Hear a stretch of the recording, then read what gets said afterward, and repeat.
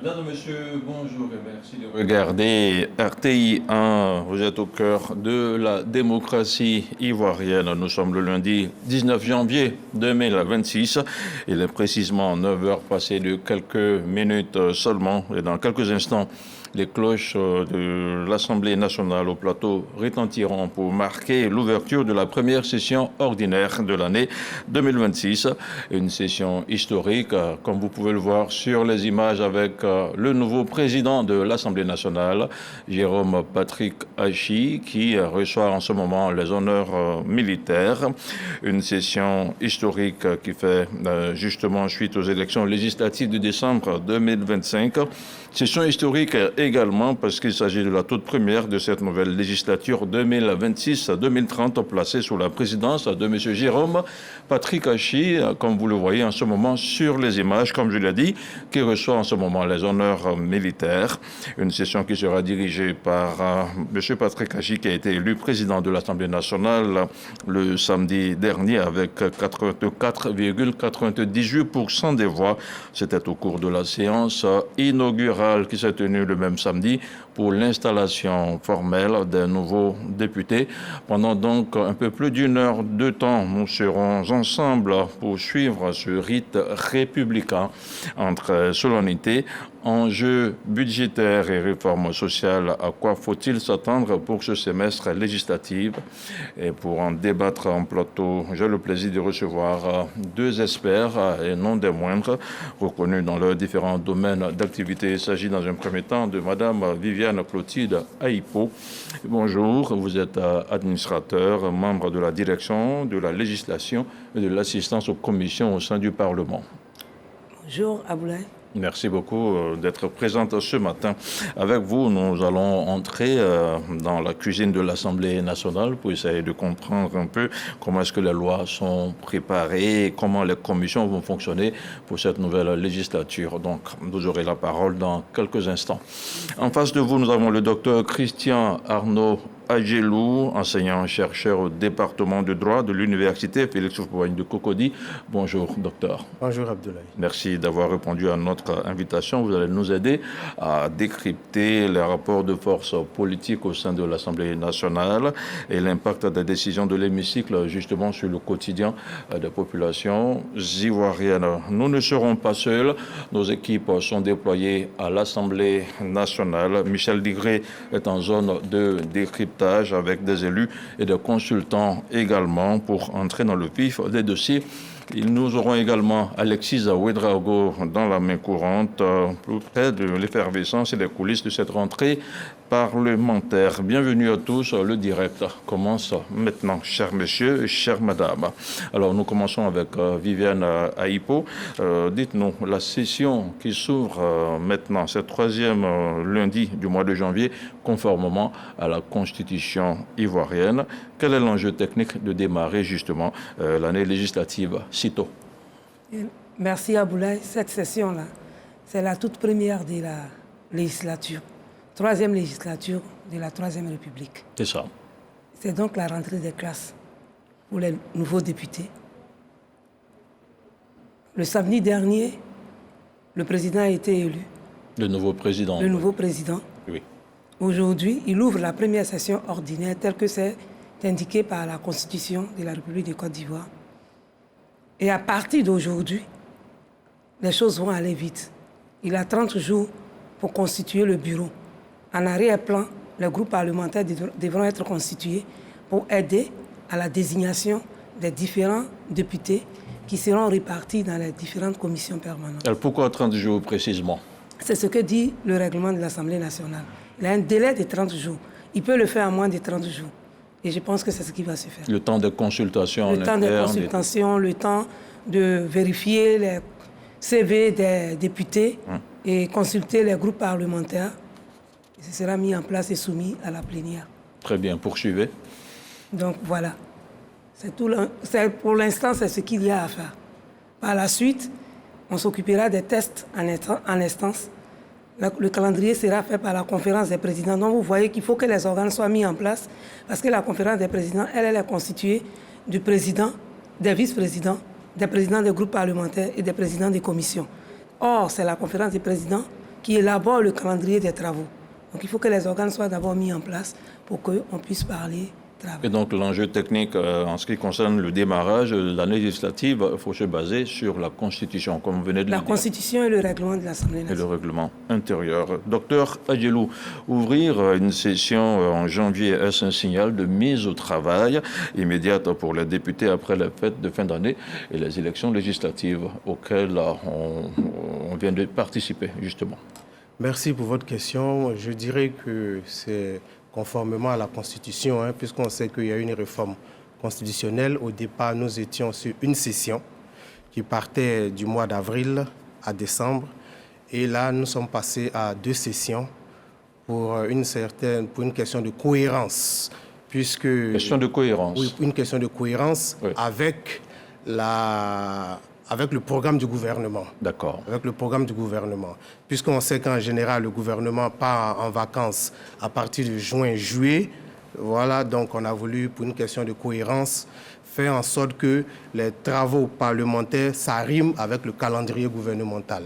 Voilà, ça se voit aussi dans les grandes démocraties, où d'une session, on est passé à 2 sessions. C'est vrai que certaines démocraties ont gardé une session, mais nous avons préféré garder les 2 sessions. On sait que la première session, en général, elle prend en compte la plupart des projets de loi, et puis la deuxième session qui est une session plus budgétaire, puisque en général la deuxième session permet d'analyser les questions de budget et voter la loi de règlement. Voilà, on a surtout cette impression de mise au travail qui se dégage autour de tous ces mouvements. Ah oui, mais écoutez, ils sont élus pour servir le peuple, ils sont les représentants du peuple. Donc, naturellement, une fois qu'ils sont élus, il faut bel et bien qu'ils se mettent au travail. Donc, tout au long de l'année, oui, ils sont appelés à accomplir leur mission conformément à la Constitution et conformément au règlement de l'Assemblée nationale. Voilà. Ils vont en vacances également, comme les membres du gouvernement vont en vacances, et ils reviennent, puisqu'au retour des vacances, c'est là que la plupart des ministres passent à l'Assemblée nationale pour la présentation des différents budgets. Pour défendre les différents budgets. Défendre les différents budgets. Donc là, les députés reviennent également pour faire le travail qu'il faut. Donc c'est vraiment quelque chose à saluer. On pourra dire que c'est un peu au pas de course pour tous ces députés. Il y a de nouveaux entrants. Comment est-ce que ces derniers peuvent être dans le bain ?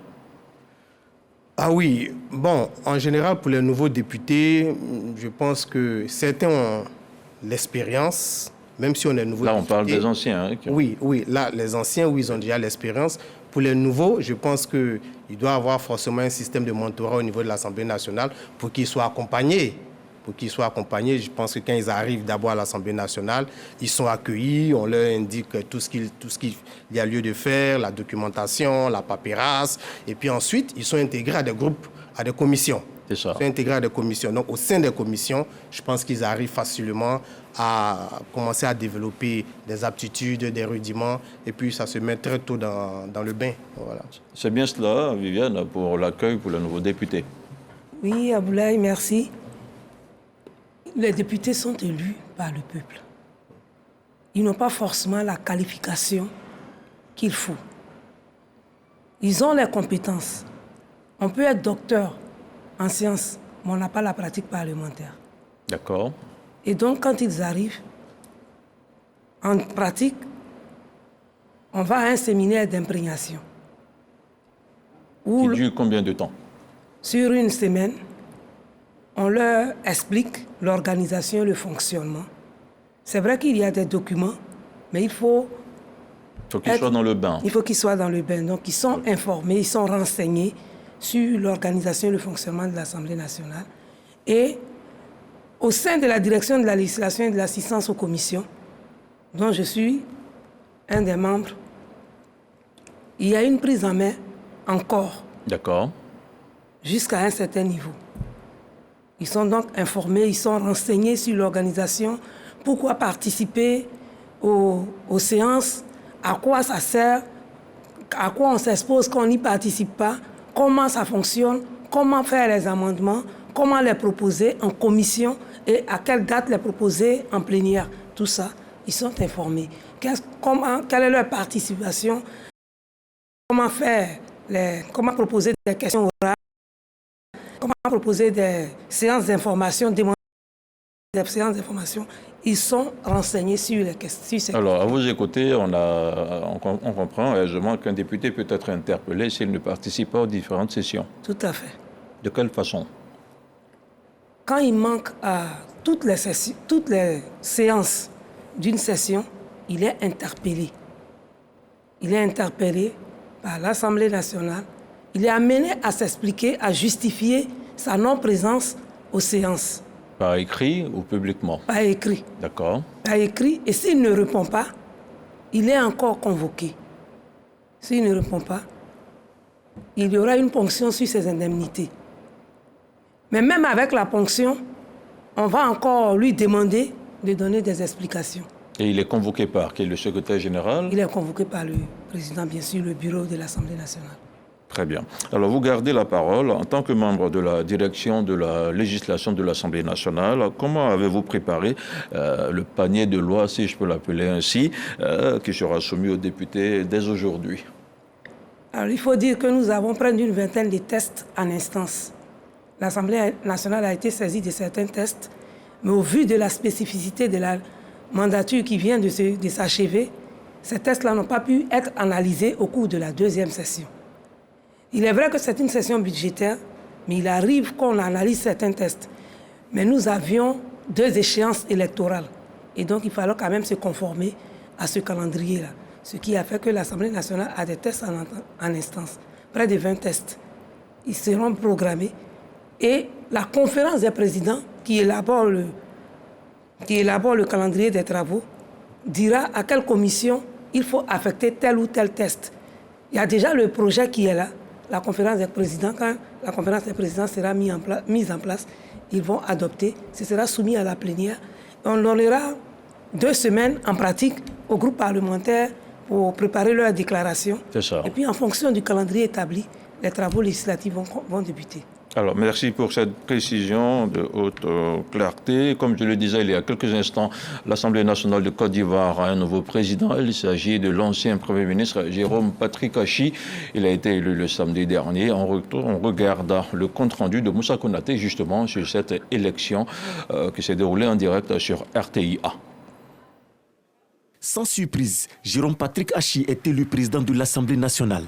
Il était opposé au député Yao Yao Lazare, le candidat du groupe parlementaire PDCI-RDA, qui s'est exprimé sur les motivations de sa candidature. Ma candidature est la voix du PDCI-RDA, qui veut à cet instant précis s'adresser et parler au digne peuple de Côte d'Ivoire et à ses représentants ici rassemblés. Honorables chers collègues députés, en élisant le candidat PDCI-RDA à la tête de cette auguste institution, vous enverrez un message fort au peuple ivoirien, celui du retour à une démocratie équilibrée, à des institutions crédibles et à une république qui protège ses enfants.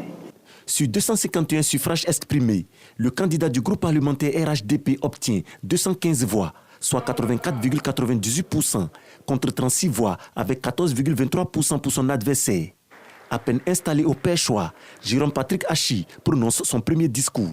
Je m'engage ainsi, solennellement, à être le président de tous les députés et à présider notre Chambre avec humilité, parce que nul ne détient la vérité dans une démocratie vivante. Avec écoute, parce que chaque député est le dépositaire d'une part de la souveraineté du peuple ivoirien. Avec impartialité, parce que la République l'exige et que nos institutions en tirent leur crédibilité. Avec ouverture, parce que le dialogue est la condition du progrès et la cohésion nationale. Avec exigence, enfin, parce que le peuple ivoirien attend de nous des lois utiles, des débats de qualité et des décisions à la hauteur de ses espérances.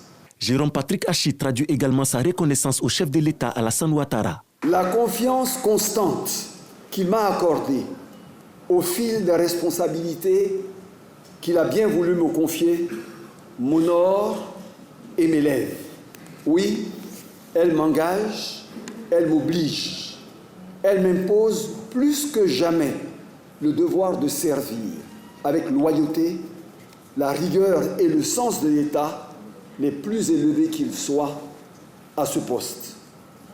Le leadership du chef de l'État, sa vision et son engagement sans relâche pour bâtir une grande Côte d'Ivoire stable, solidaires et ambitieuses sont une source inépuisable d'inspiration pour nous tous. L'Assemblée nationale a désormais son nouveau président. Les députés sont encore convoqués le lundi 19 janvier pour la cérémonie solennelle d'ouverture de la première session ordinaire. Cette séance marquera le début effectif de la législature 2026-2030. Jérôme Patrick Achi est donc le nouveau président de l'Assemblée nationale depuis samedi dernier. Comme vous venez de le voir, mesdames et messieurs, alors, docteur Radjelou, c'est la première session ordinaire de la nouvelle mandature de Patrick Achi. Quelle empreinte politique va-t-il vouloir imprimer dès ce matin? Bon, je pense que c'est une excellente question. Mais vous savez que dans notre système démocratique, il y a 3 pouvoirs. Le pouvoir exécutif, le pouvoir législatif et le pouvoir judiciaire. C'est ça. Le pouvoir législatif dont il est question ici est indépendant du pouvoir exécutif. Mais dans notre système, le pouvoir législatif est chargé de voter la loi. Or, nous savons que 95% à 98% des lois que nous votons sont des projets de loi, donc qui viennent du gouvernement. Ils sont issus du gouvernement. Ce qui revient à dire que l'action que le président de l'Assemblée nationale devra mener devrait être en concordance avec la vision incarnée par l'exécutif. Obligatoirement? Obligatoirement. Obligatoirement. Maintenant, il y a la touche personnelle du président de l'Assemblée nationale. Et sa touche personnelle permet de faire la différence au niveau du management, au niveau de la gestion et au niveau du positionnement de l'Assemblée nationale. Voilà. Donc, c'est un peu ça. Et donc, la différence se situe à ce niveau-là? Oui, la touche personnelle la différence se situe, du président de la différence se situe à ce niveau-là. D'accord. On va demander à la régie de nous mettre en médaillon tout ce qui se passe en ce moment au niveau de l'Assemblée nationale au plateau. Nous voyons le nouveau président qui reçoit ses invités, ses convives, des présidents d'institutions et de certains membres du gouvernement qui arrivent progressivement pour prendre part à cette cérémonie. Nous poursuivons avec Viviane Aïpo. Vous aviez quelques détails à apporter au niveau du panier des lois qui sera soumis cette année. Oui, on a environ une vingtaine de lois. Précisément 24. 24? Oui, pour le moment. On a une vingtaine de lois. D'accord.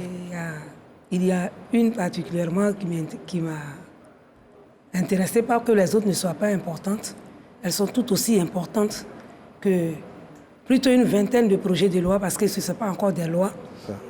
Il y a le système d'information du foncier rural qui est en cours de réforme. En cours de réforme, on sait tous les problèmes que le foncier rural cause. C'est ça. Et donc, le système d'information, il sera numérisé, il sera digitalisé, il sera réorienté de sorte à ce que les populations aient plus de garanties. Il y en a plusieurs autres. Très bien. Alors, nous sommes dans le mois de janvier. Expliquez-nous un peu le rôle de l'assistance aux commissions. Comment est-ce que ça va se faire durant tout ce mois de janvier? Et est-ce que c'est là que tout se joue avant les séances plénières, surtout? Tout à fait. L'assistance aux commissions, comme j'ai l'habitude de le dire, la direction de la législation et de l'assistance aux commissions, c'est l'usine de production de l'Assemblée nationale. C'est ce qui fait la spécificité de l'Assemblée nationale. C'est là que les projets de loi sont analysés. On a deux sous-directions. Il y a la sous-direction de la législation et la sous-direction de l'assistance aux commissions. Alors, c'est l'assistance technique et matérielle aux députés. Toutes tendances confondues. D'accord. Et quand les projets de loi ou propositions de loi viennent, ils sont transmis à la direction de la législation via le président de l'Assemblée nationale, bien sûr.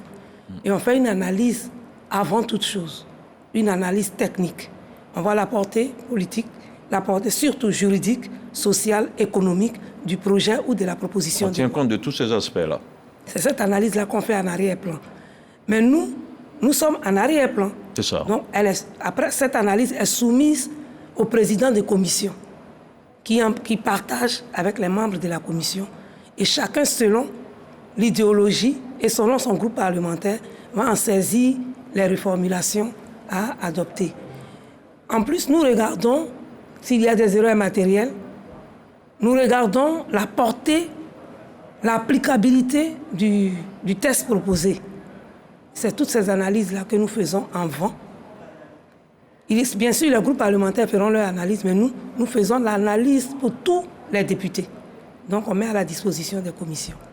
Et donc, c'est comme ça que le mode de fonctionnement se déroule. Docteur Adjelou, à vous, cette fois-ci, le discours d'ouverture du président Patrick Achi est très attendu ce matin. Quels sont les mots-clés que vous guettez? Stabilité, réforme, cohésion. Selon vous, il s'agira de quoi exactement? Oui, moi je pense que la première des choses, c'est d'abord la paix. Voilà, La paix. La paix.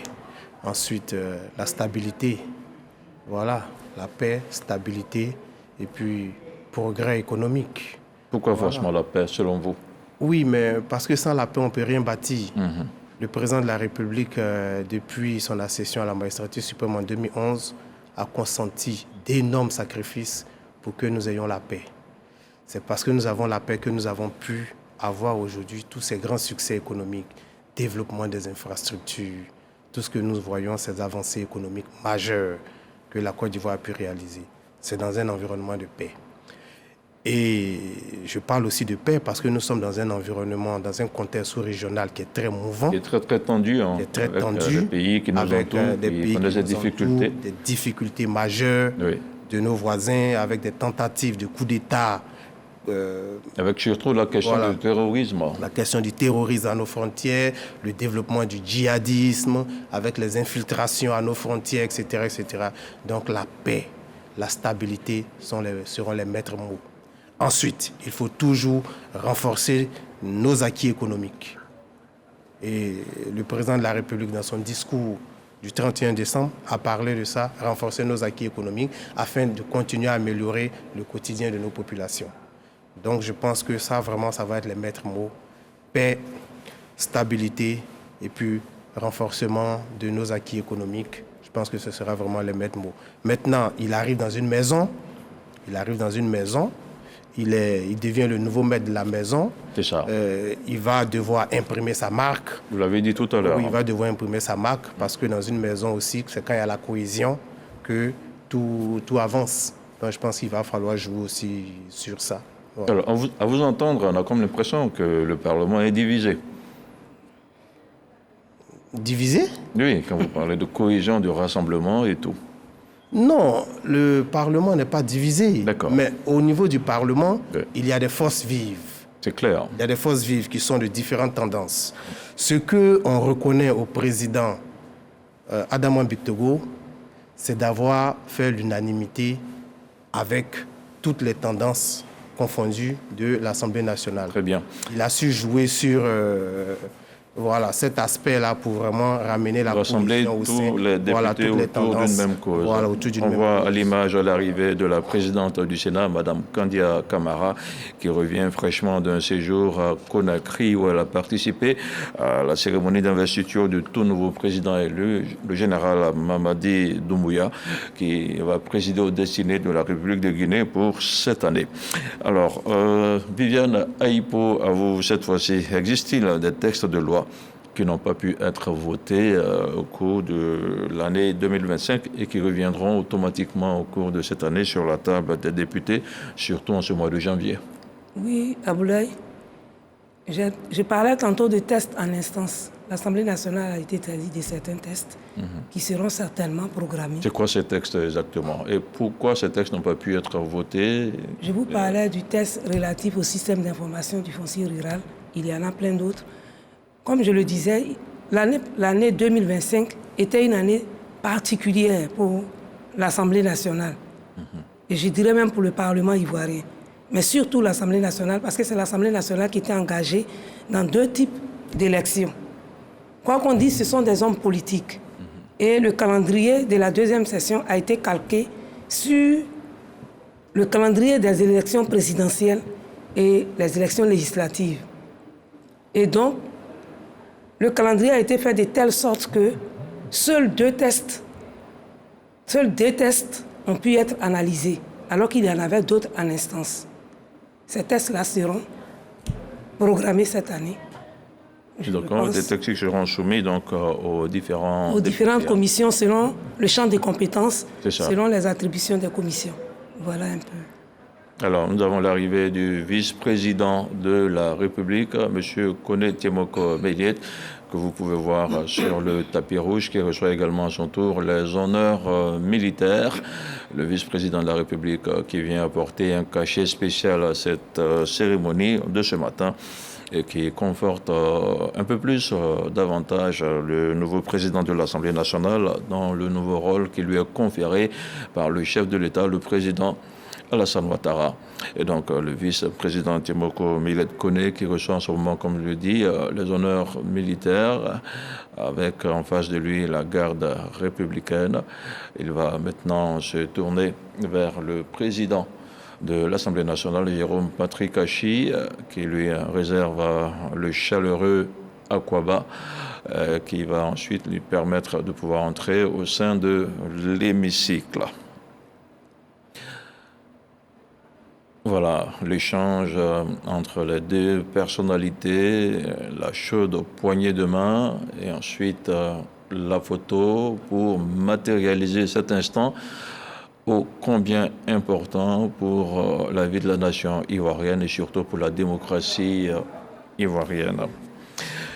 Et donc, nous poursuivons ici notre échange avec nos invités en dehors des dossiers qui sont en attente sur la table des députés. Nous poursuivons avec le docteur Adjelou. Docteur, alors on voit une forte présence du corps diplomatique également ce matin, en plus des représentants de l'État. Pourquoi l'ouverture de la session de janvier est-elle un rendez-vous diplomatique majeur et avec beaucoup de présidents d'institutions?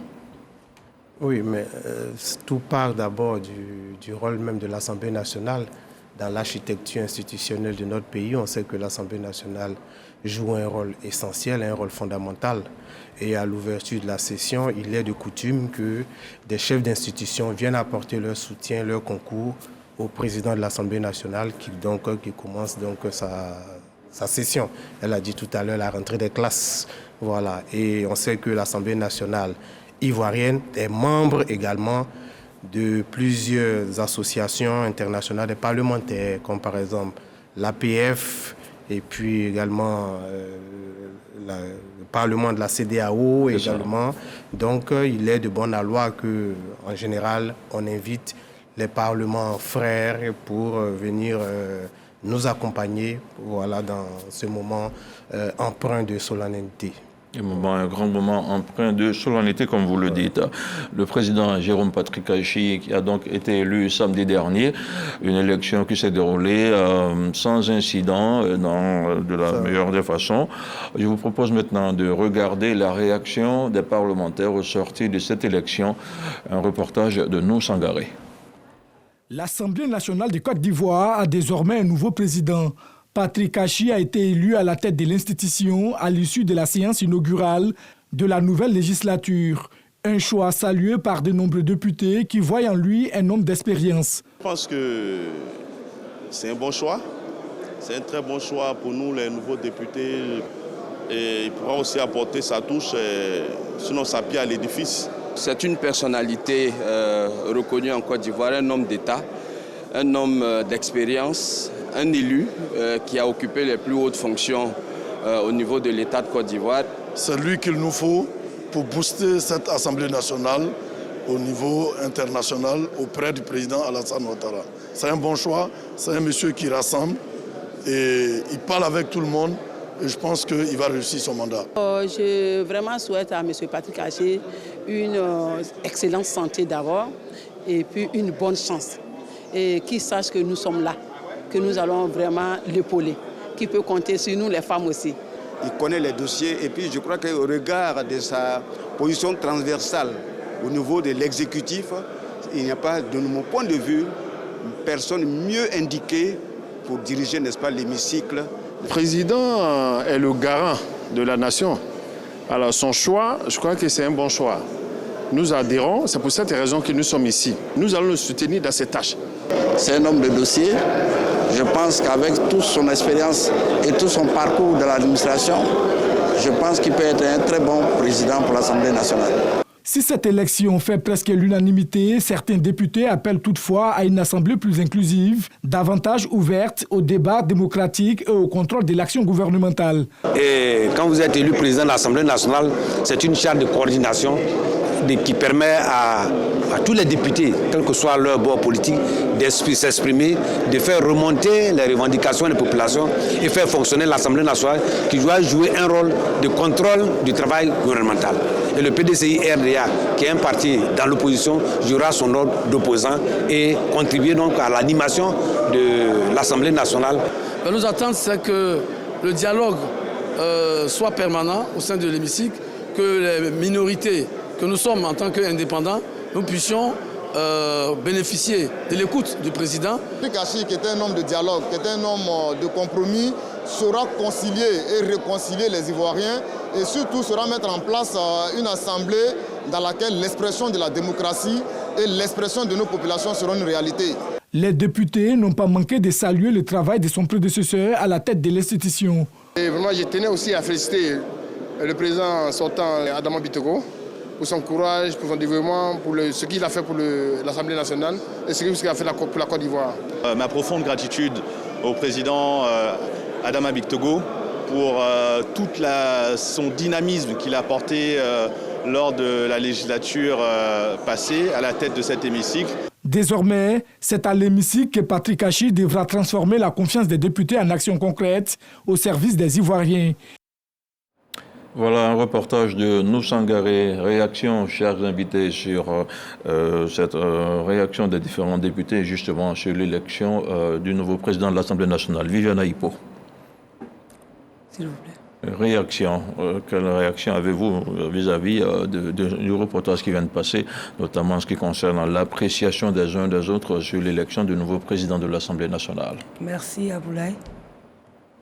Ils ont résumé en quelque sorte ce que le nouveau président de l'Assemblée nationale a dit au cours de son discours après son élection à la séance inaugurale. Il a dit qu'il parle désormais de la Grande Côte d'Ivoire. Il travaillera pour que nous atteignions son objectif pour la Grande Côte d'Ivoire. Des objectifs qui sont établis et qui doivent être atteints. Il a dit qu'il est le représentant de tous les députés. C'est ça. Et que la Constitution exige qu'il y ait que la configuration politique soit respectée. Il s'engage à le faire pour atteindre les objectifs d'une grande Côte d'Ivoire.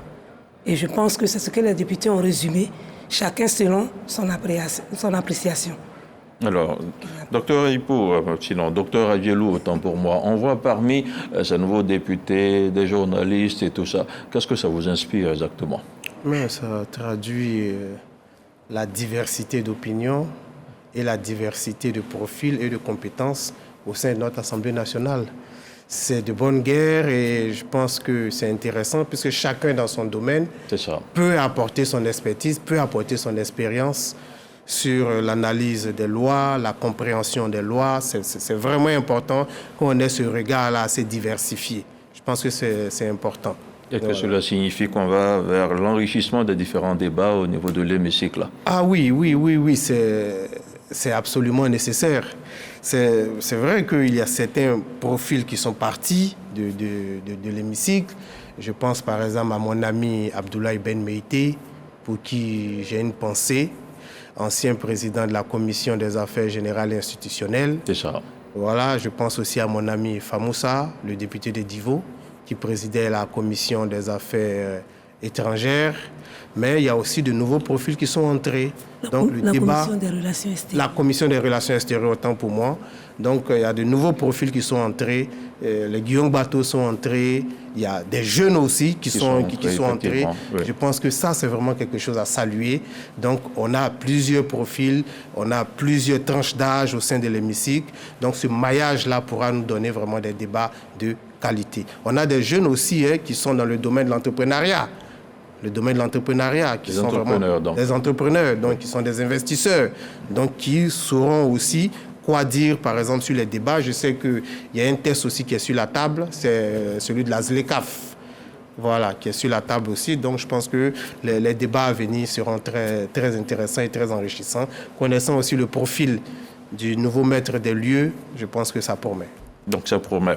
Je voudrais rappeler que nous ne sommes pas seuls. Nous allons rentrer en contact avec Michel Digré, le moment venu, qui est en zone de décryptage avec des invités, avec des consultants également, pour nous aider à enrichir ce temps d'antenne.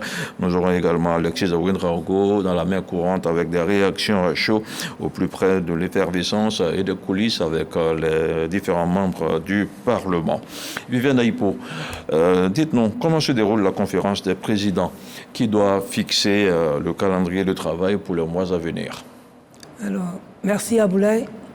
Comme je le disais, le samedi dernier, la conférence des présidents est un des organes de travail de l'Assemblée nationale.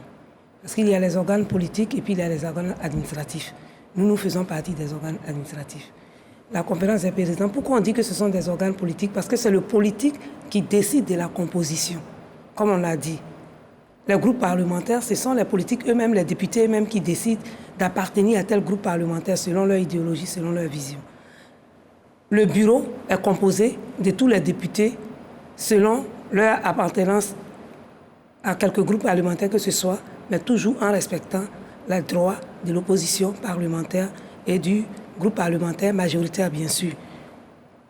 La conférence des présidents se compose des différents présidents des autres organes de travail politique, que sont le bureau, les groupes parlementaires et les commissions.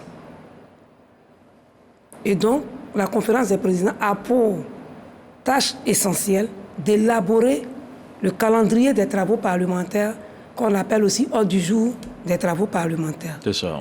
Ils vont donc définir, en fonction du test, la commission à laquelle le test doit être affecté. Il peut y avoir chevauchement de deux commissions. Ce qui arrive très souvent, on va dire. Quand il y a chevauchement de deux commissions, il y a une commission qui est saisie au fond et l'autre commission est saisie pour avis. Et donc la commission saisie pour avis, selon le calendrier établi, va se réunir avant la commission saisie au fond. Et ça, c'est à la conférence des présidents que tout ça est tout se décide. orienté.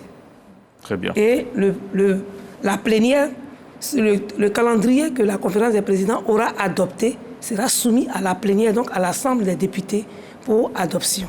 Alors, est-ce qu'on décide de rejoindre un groupe parlementaire juste par affinité parce qu'on se sent bien avec X et non avec Y? Est-ce que ça se passe de cette façon également? Ça aussi, c'est la liberté d'association. La liberté d'association. La liberté d'association. La Constitution ivoirienne dit que tout Ivoirien a le droit d'adhérer au groupe politique ou à l'association à laquelle il désire adhérer. D'accord. Ils ont leurs convictions. Et je le répète, ce sont des politiques. C'est nous qui sommes administratifs. Eux, ce sont des politiques. Ils ont une vision, ils ont une idéologie. Et les groupes parlementaires se constituent selon l'affinité politique. Alors, et je rappelle que les groupes... au détriment des compétences et des capacités des uns et des autres. Non, ça dépend d'eux. C'est ce que vous êtes en train de dire. C'est leur liberté d'appartenir à tel groupe ou à tel autre groupe. Ce n'est pas à l'administration de dire, comme vous avez telle compétence, vous appartenez à tel groupe parlementaire. C'est leur idéologie, c'est leur conviction, c'est leur vision. Et je rappelle à toutes fins utiles que les groupes parlementaires ne sont pas forcément affiliés à des partis politiques. Il peut y en avoir qui n'ont pas de partis politiques. Par exemple, les non-inscrits, ils peuvent être de différents partis politiques, mais ils viennent là, ils ont la même manière de voir, ils ont une idéologie commune. Parce que quand ils constituent le groupe avec 8 députés, ils doivent dire leur idéologie. Ils doivent dire leur idéologie parce que la liste des groupes parlementaires, les membres, tout ça s'est transmis au journal officiel de la République. Très bien. Vous voulez rebondir? Donc c'est leur liberté. Dr. Ayelou? Oui, ce qu'elle explique est très excellent. Je voudrais juste dire qu'il y a d'abord les groupes parlementaires, mais il y a également les commissions. Voilà, je pense que votre question peut-être ramenait plus aux commissions. Comment est-ce qu'on adhère aux commissions? Au groupe parlementaire, aux commissions, on a envie de comprendre. Puisque les commissions sont assez techniques, parce que c'est à l'intérieur de ces commissions-là qu'on analyse les différents projets de loi. Donc je pense que là, logiquement, c'est vrai que le député a la possibilité d'adhérer au groupe parlementaire qui veut, mais au niveau des commissions, je pense que ça va se faire par Par expertise. Sur la base de la compétence. Voilà, sur la base de la compétence, sur la base de l'expertise, puisque c'est là que vous pouvez apporter quelque chose au débat. Voilà, donc c'est là que vous êtes attendu, plus sur votre expertise, sur vos compétences au niveau des commissions.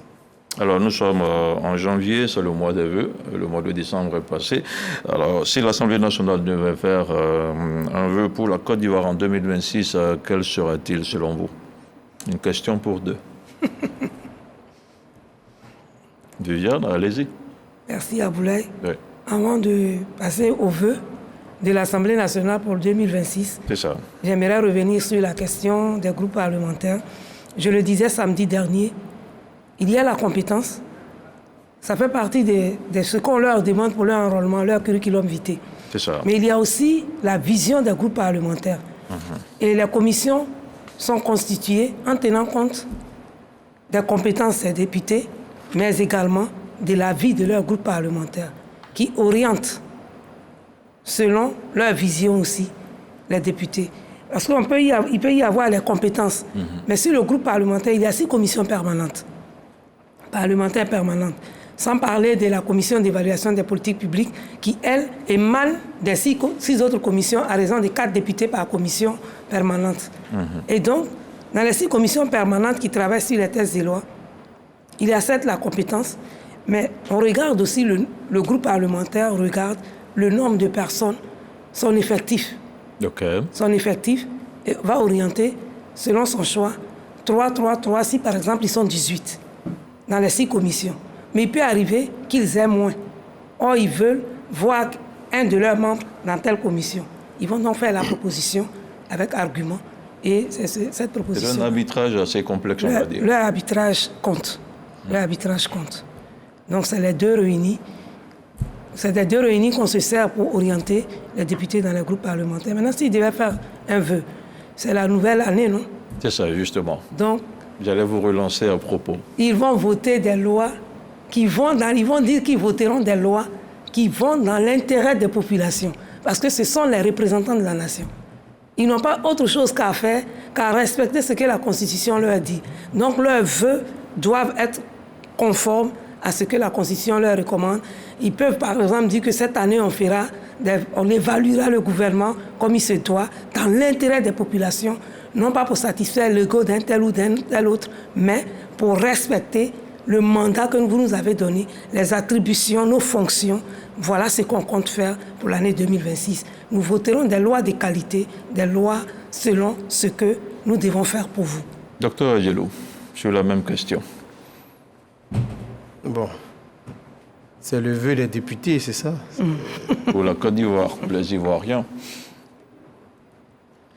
Bon, moi, si j'ai un vœu, c'est que les députés respectent le mandat qui leur est confié par le peuple.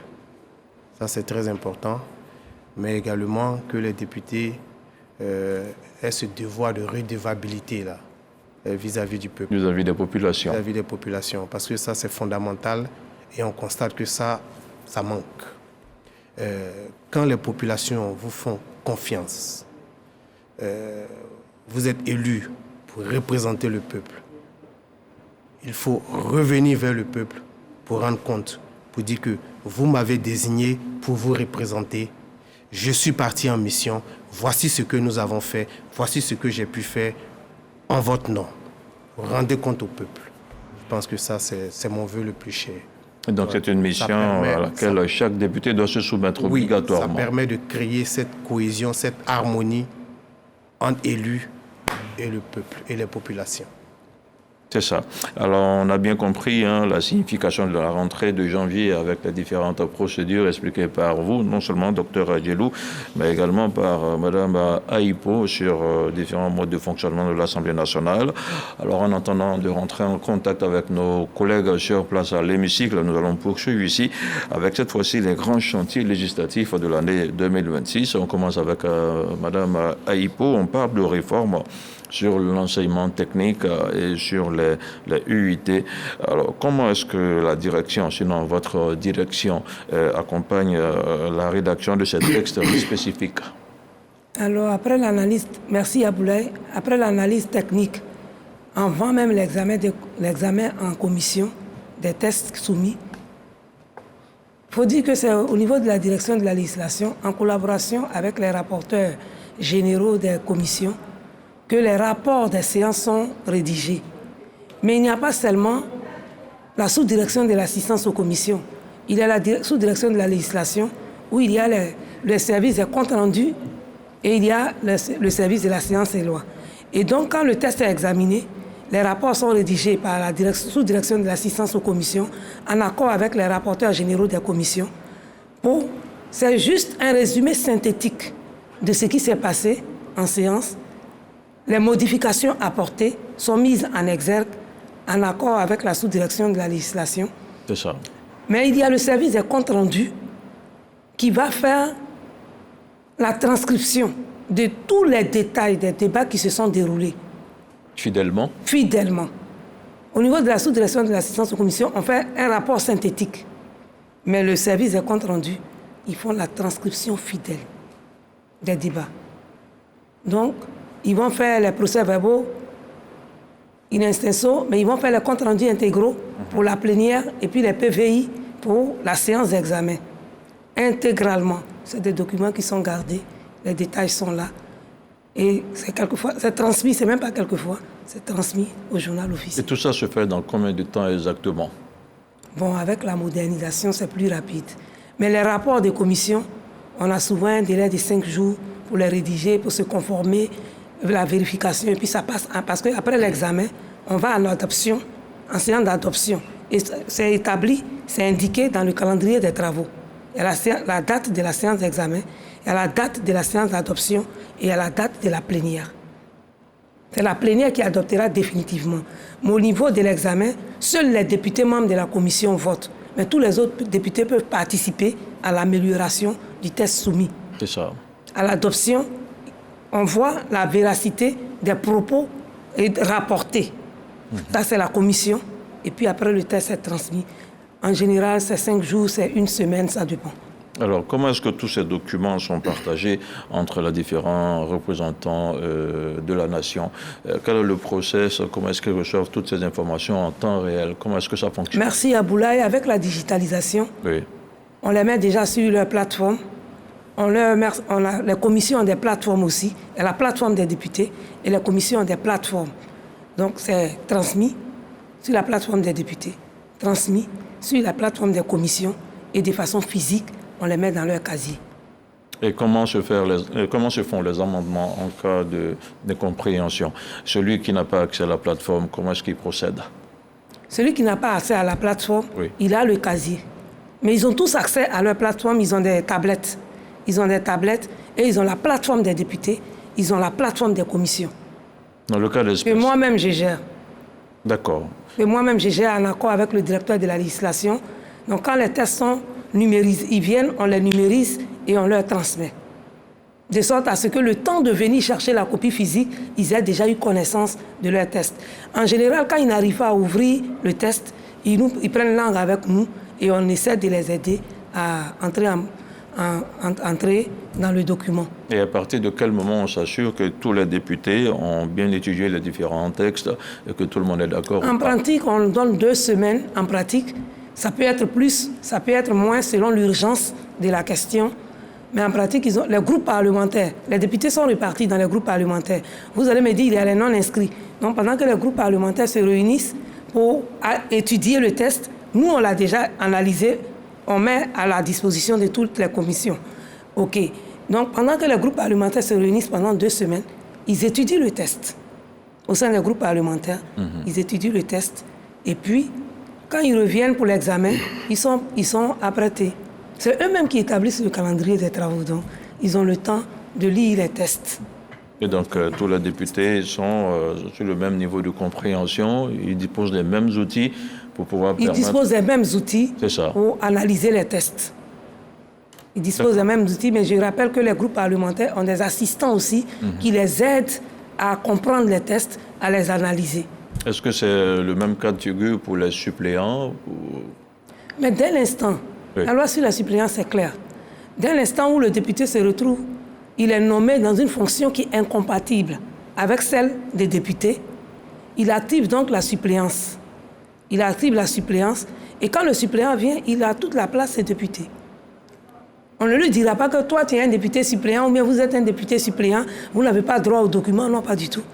Parce qu'il prend la place, il supplée quelqu'un qui devrait être là. C'est ça. La loi dit qu'on en a 255. Donc quand un est nommé dans une fonction, à une fonction incompatible avec celle des députés, la loi sur la suppléance permet que son suppléant vienne prendre sa place. Très bien. Et donc, naturellement, il a accès à tous les documents. De façon automatique. Hein, automatique. La direction de la législation et de l'assistance aux commissions en a quoi le secrétariat général s'en charge. Très bien. Alors, docteur Adjelou, le gouvernement veut accélérer sur la CMU et sur le social. Le Parlement va-t-il jouer un rôle de simple chambre d'enregistrement ou de force de proposition à ce sujet? Merci. Avant de répondre à cette question, je voudrais rapidement rebondir sur ces Allez-y, vous avez le loisir. Ouais. Elle a tellement bien expliqué les choses. Je voudrais dire qu'en droit, cela nous ramène à l'esprit et à la lettre de la loi. Parce que... Essayez de nous simplifier ça pour les spectateurs qui nous regardent. Je vous explique parce que lorsqu'une loi est votée, en général, le peuple ne sait pas comment est-ce que la loi est votée. Les débats en commission, on a parlé de la transcription des débats en commission. Nous, quand nous étions en première année de droit, notre professeur Ourago Obou nous expliquait que vous allez partir à l'Assemblée nationale, vous allez voir la transcription, c'est-à-dire dans quel contexte, quels ont été les débats qui ont prévalu pour que cette loi-là ait été adoptée dans tel sens. Donc, on va retranscrire tous les débats, de telle sorte que vous puissiez retrouver. Ça va vous permettre de comprendre l'esprit de la loi et puis ce qui a été mis sur papier. D'accord. Voilà. Maintenant, est-ce que le Parlement sera une caisse de résonance? Non, le Parlement en Côte d'Ivoire n'a jamais été une caisse de résonance. C'est une question comme toute autre. Oui, je le dis parce que je peux vous dire, si on remonte l'histoire, vous allez comprendre que même au temps du président Félix Houphouët-Boigny, dans sa toute puissance, le Parlement s'est opposé à Houphouët-Boigny sur certains projets de loi que Houphouët-Boigny avait voulu faire adopter par le Parlement. Et le Parlement s'est toujours inscrit, l'Assemblée nationale s'est toujours inscrit dans cette lignée-là. Il y a des commissions à l'Assemblée nationale. Il y a plusieurs groupes parlementaires. Que nous soyons de l'opposition, que nous soyons du parti au pouvoir, il y a les débats qui se font à l'intérieur des commissions. Et le règlement de l'Assemblée nationale permet aux commissions d'avoir droit à la parole, mais permet également aux députés, lors des séances plénières aussi, de prendre la parole. Donc, le débat, il se fait normalement à l'Assemblée nationale. Que je sois de l'opposition ou que nous soyons deux représentants de l'opposition, à l'intérieur, si nous siégeons dans une commission, nous avons droit à la parole, mais lors des séances plénières aussi, nous pouvons prendre la parole. Donc, pour faire exprimer notre point de vue. Donc, à ce niveau-là, je pense qu'il n'y a pas de problème. À partir du moment où toutes les sensibilités s'expriment à l'Assemblée nationale, le Parlement ne peut pas être une caisse de résonance. Mais j'explique aussi. Allez-y. Le Parlement est là pour transcrire, je peux dire pour transposer la volonté du pouvoir sous forme de loi. Du pouvoir? Oui, de l'exécutif. D'accord. De l'exécutif. Okay. De l'exécutif en loi. C'est avec les lois que l'on gouverne. Le président a beau avoir un projet de société, un projet de gouvernement, c'est seulement avec la loi qu'il pourra mettre ça en cohérence. Donc le Parlement est là pour ça. Mais le Parlement améliore également, quand je parle du Parlement, je parle des deux chambres, ils améliorent également la qualité de la loi. Ils apportent des observations, puisque ils sont des députés, ils ont des expertises variées, ils sont au contact des populations. Donc, ils remontent aussi tout ce que les populations disent, tout ce que les populations pensent. Donc, au contraire, ils sont là pour améliorer, pour contribuer à la qualité de la loi. Donc, c'est un travail qui se fait en synergie. Alors, la confrontation entre les deux volontés, celle de l'exécutif et celle des populations, comment est-ce qu'elle se fait? Mais il faut savoir que l'exécutif même met en œuvre la volonté des populations. Parce que le président n'est pas toujours très bien compris. Hein. Non, mais il faut que les gens comprennent. Parce que le président de la République... Est-ce que les gens doivent comprendre? Parce que le président de la République, quand il est élu, c'est parce qu'il a proposé un projet aux populations. Les populations ont adhéré à ce projet qu'on élit le président. Donc c'est la volonté des populations que le président maintenant met en accord avec le Parlement. C'est avec les lois que l'on gouverne. Donc, ce que les populations ont exprimé, les parlementaires vont mettre ça en cohérence. Donc, il faut que les gens comprennent que tout ce que le président, les projets de loi sont la volonté des populations. C'est à cause de ça que je disais tout à l'heure qu'il faut retourner vers les populations pour leur faire le compte rendu. Rendre compte fidèlement. Voilà. C'est ça. Alors, techniquement, Madame Aïpo Viviane, comment est-ce qu'un député peut-il introduire une proposition de loi sur un sujet de société dès ce mois de janvier? Merci Aboulaye. C'est un droit constitutionnel. L'article 74 de la Constitution nous indique clairement que le président de la République et les parlementaires ont le droit d'initiative des lois concurremment. Ça veut dire quoi? Ça veut dire que le président de la République propose des projets de loi. Les parlementaires, députés, sénateurs compris, eux, c'est la proposition de loi. L'article 108 de la Constitution. Ça fait beaucoup d'articles, là. Dit, sinon il ressort de l'article 108, qu'une proposition de loi qui, en fin de compte, aggrave le budget ou le diminue est irrécevable. Ça veut dire quoi? C'est ça, si un député de nous expliquer dans les détails. Si un député veut faire une proposition de loi sur une question d'intérêt, il doit voir si ça n'aggrave pas le budget, ça n'augmente pas les ressources, ou si ça ne les réduit pas. Si c'est le cas, il doit indiquer la source pour permettre l'équilibre du budget, puisqu'il se vote en équilibre. C'est ça. Et je pense que c'est en recette et en dépenses. Je pense que c'est l'une des difficultés. Ce n'est pas seulement en Côte d'Ivoire, hein, c'est partout. Ce n'est pas seulement en Côte d'Ivoire. C'est à ce niveau que souvent ça coince. Sinon, les propositions, ils en font, mais il faut voir si ça n'aggrave pas le budget ou si ça ne le réduit pas. Mais pour quelqu'un qui n'est pas forcément un spécialiste du budget, qui n'a pas forcément de connaissances sur tout ce qui est aspect technique et financier, comment peut-il s'y prendre pour ne pas qu'il y ait justement un déséquilibre? Il y a ce débat-là qui a souvent cours au sein de la Chambre. Quand on veut faire une loi, c'est beaucoup de recherches, beaucoup d'analyses, beaucoup d'expertise qu'il faut mettre ensemble. Ça prend du temps. Ça prend du temps. Mais je pense que quand on le fait, beaucoup de moyens financiers aussi. Il y a les ressources humaines, mais il y a les ressources financières. Parce qu'il faut faire la recherche, il faut voir qu'est-ce que tu veux modifier, qu'est-ce que tu peux apporter de plus, ou bien qu'est-ce qui n'existait pas que tu veux mettre, tu veux instituer. Donc il y a toutes ces recherches-là qu'il faut faire dans les différentes bibliothèques, sur le terrain, pour voir l'applicabilité, faire un peu de droit comparé, et puis maintenant, avoir l'expert qui va permettre de rédiger la loi, d'abord avec l'exposé des motifs, et puis ensuite le dispositif légal. C'est toute une procédure, c'est des mécanismes, on appelle ça la légistique. Donc, quand tu as ta recherche, tu as tes idées, tu as la recherche, tu as la documentation, tu as tout ce qu'il faut, les ressources financières, il faut avoir l'expertise qui va permettre de rédiger ce texte-là.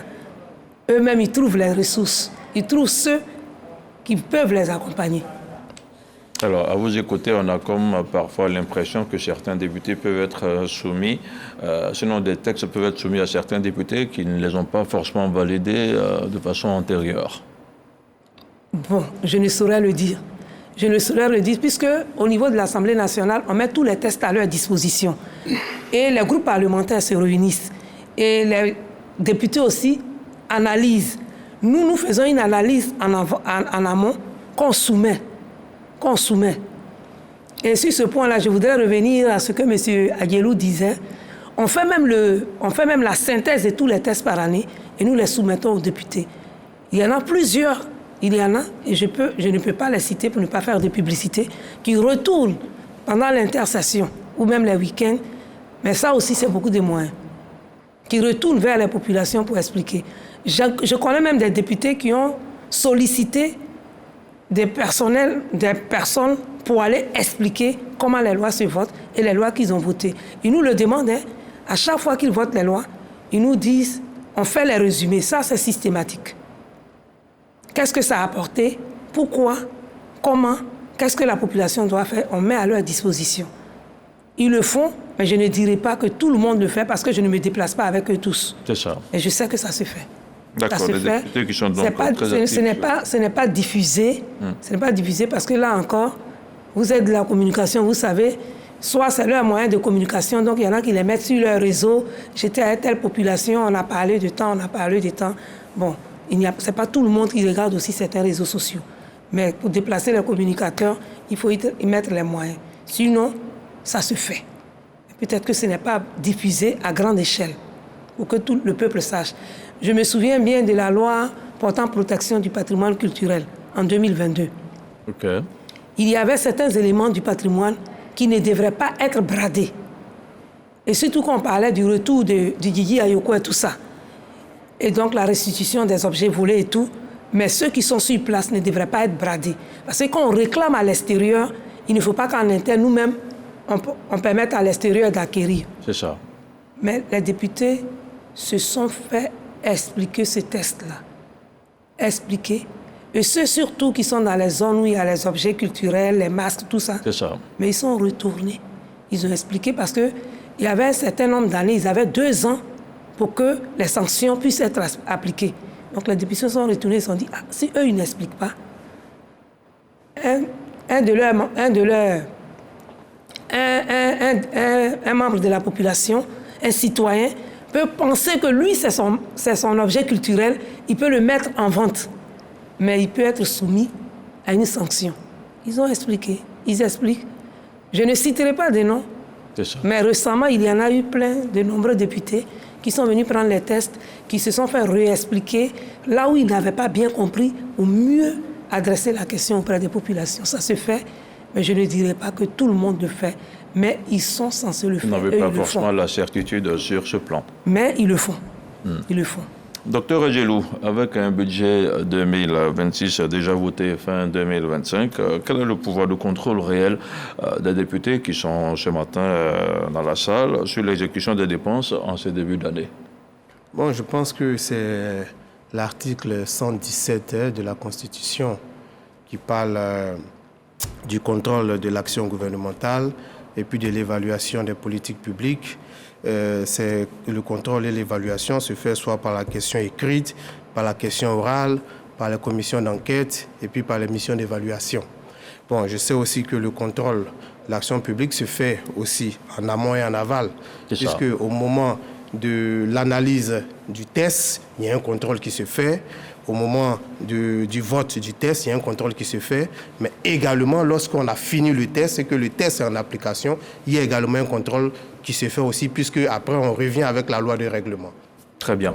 Merci beaucoup pour tous ces éclaircissements. Nous partons de ce pas à l'Assemblée nationale où nous retrouvons Michel Digré pour un autre décryptage avec ses consultants présents à ses côtés. Bonjour Michel Digré, est-ce que vous nous recevez? Si oui, vous avez l'antenne.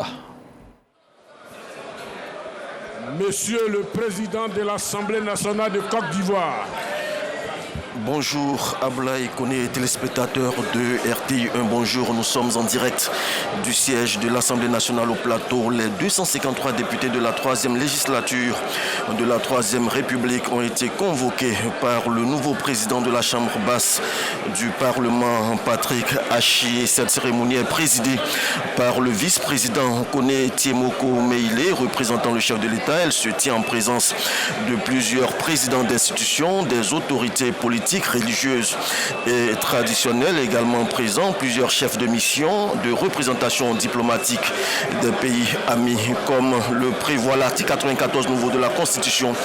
La première session de l'Assemblée nationale se tient le 3e lundi ouvrable du mois de janvier. On écoute le président Patrick Achi. Mesdames et messieurs les députés, l'ordre du jour de la présente séance appelle l'examen d'un point unique, à savoir l'ouverture de la première session ordinaire de l'année 2026 de notre Chambre parlementaire. Avez-vous des observations sur cet ordre du jour? Pas d'observation, l'ordre du jour est adopté.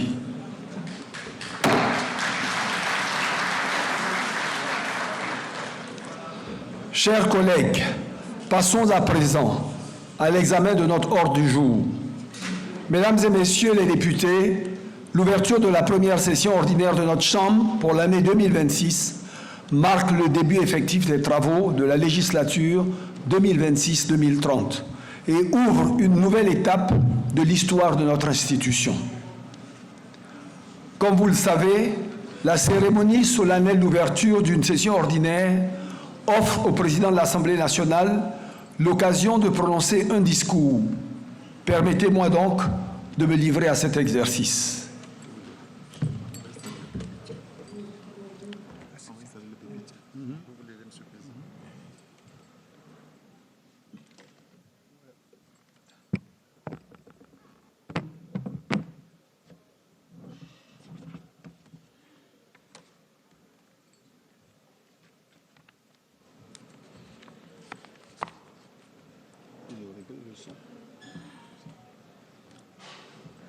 Monsieur le vice-président de la République, représentant son Excellence Monsieur Alassane Ouattara, président de la République de Côte d'Ivoire, Madame la présidente du Sénat, Monsieur le haut représentant du président de la République, Madame et Messieurs les présidents d'institutions de la République, Excellence Monsieur le nonce apostolique, doyen du corps diplomatique, Excellences, Mesdames et Messieurs les ambassadeurs et chefs de mission diplomatique et consulaire, honorables députés, chers collègues, vénérables sénateurs, Messieurs les officiers généraux et officiers supérieurs, vénérés chefs traditionnels, éminents guides religieux, Mesdames et Messieurs.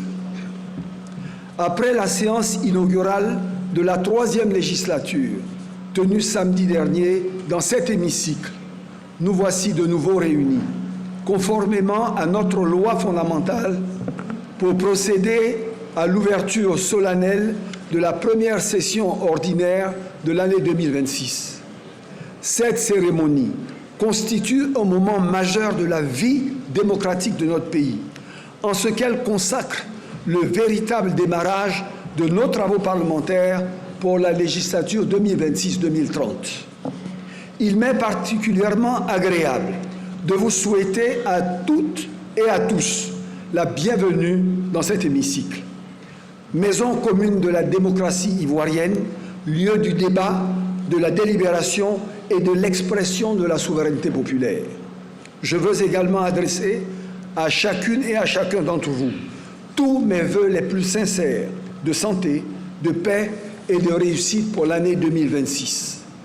Puisse cette nouvelle année et la législature qui s'ouvre être placées sous le signe de la responsabilité, de l'exemplarité et de l'exigence collective que nous devons au peuple ivoirien.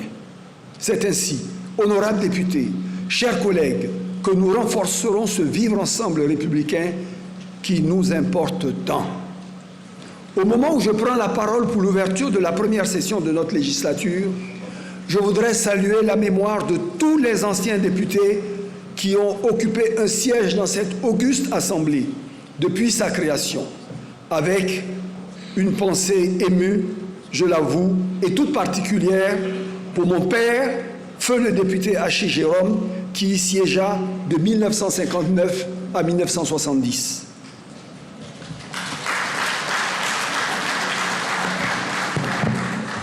Excellences, Monsieur le vice-président de la République, au nom de l'Assemblée nationale et en mon nom personnel, je vous remercie pour votre présence distinguée, qui rehausse la portée de notre entrée parlementaire en votre qualité de représentant de son Excellence, Monsieur le Président de la République.